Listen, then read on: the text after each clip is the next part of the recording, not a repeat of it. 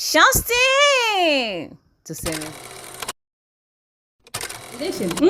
inaingia kote. Yaani inaweza ikawa breakfast, inaweza ikawa lunch na inaweza ikawa dinner. Sio, mnanielewa? Yaani combination ni tamu sana jamani. Yaani huyu aliyegundua combination ya chapati maharage.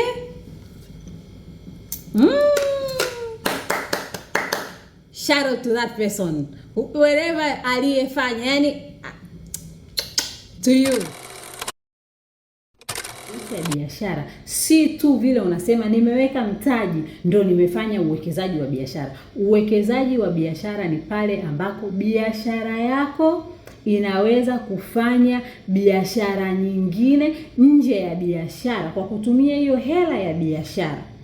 Umeelewa? Na hiyo hela ya biashara iliyotumika iweze kurudi kwenye biashara bila kuua ile biashara. Huo ndio uwekezaji. Uwekezaji sio kuchukua hela hii 200,000 ukaweka kwenye hii biashara hapo ukanunua mzigo ukasema ni uwekezaji. Hapana. Ile biashara uliyoiwekea 200,000 iweze kuproduce milioni. Ile milioni iinvest kwenye kitu kingine. Tuseme mfano, tutolee mfano tu kwenye wawekezaji wanaofanya kwenye mpira. Kwa scenario ndogo ili uelewe kwamba yule mtu anakuwa na biashara zake nyingi tu. Sawa? Ile biashara yake, zile hela za biashara zile anaziweka hapa kwenye mpira.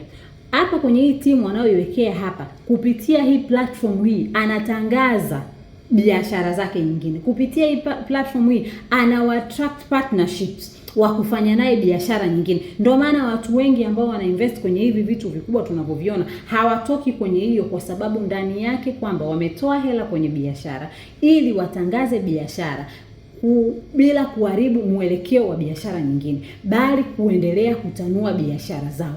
Hivyo ndivyo uwekezaji unavyofanya kazi. Kila laheri mfanya biashara mwenzangu kwenye njia yako ya kufanya uwekezaji. Ya watu ambao mmebarikiwa kwenye riski zenu havina mema. Vinywa vingi vya watu wamebarikiwa kwenye riski havina mema hata kidogo. Jaribu kujifunza kwenye baya, ona jema, kwa sababu hilo baya lina jema. Yaani hakuna baya tu. Yaani wewe kwako ni baya tu. Yaani huna jamani, hakuna jema hata moja. Yaani hiyo sehemu unapofanya kazi na wanakupa riziki na watoto wako wanasoma na unalipa kodi na ndio inakufanya uamke asubuhi, lakini wewe tokea unaamka, jamani ni kazi tena leo. Jamani ni Jumatatu tena. Acha kaa nyumbani tuone hizo bills nani atalipa. Acha kaa nyumbani tuone watoto wako watasomeshwaje. Acha kaa nyumbani basi, kwa sababu mmekuwa mnalaumu na kulaumu. Hivi mnajua tunamkwaza Mungu kiasi gani? Tunamkwaza Mungu sana kwa sababu amekubariki. Basi semea baraka. Hapana. Yaani huna jema jamani. Jamani hapana. Tutumieni vinywa vyetu kwenye riziki zetu kujitamkia baraka, sio malalamiko yasiyo na tija. Mambo ya kumpeleka tu pharmacy. Hakikisha mtoto wako anapata vipimo kabla hujafanya maamuzi ya kumpa dawa. Ndio maana hospitali ziko wazi masaa 24. Mtoto amepandisha joto, mpeleke hospitali. Anakohoa uelewi, mpeleke hospitali. Choo kigumu, mpeleke hospitali. Unaona choo kina rangi tofauti, mpeleke hospitali. Mkojo umekuwa njano sana, mpeleke hospitali. Peleka mtoto wako hospitali kwa kitu chochote au dalili yoyote unayoiona. Kwako wewe mzazi ambaye unajikuta ni daktari. Maana ya mama wa kiroho na baba wa kiroho.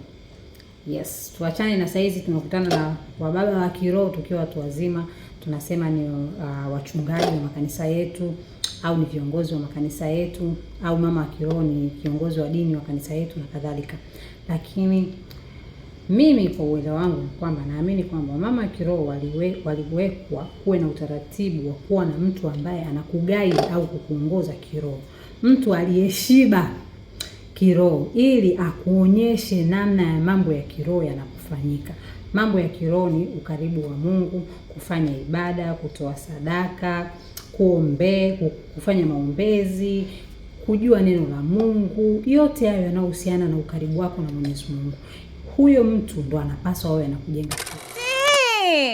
Tusemezane.